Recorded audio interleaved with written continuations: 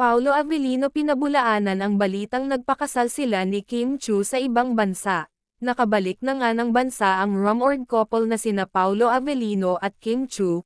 Matatanda ang lumipad patungong California sina Kim at Paolo para sa ginanap na Asap Natin Ta.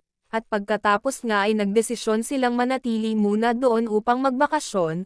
Kaugnay nito magkasama silang nag-jogging at pumunta sa iba't ibang magagandang tanawin doon.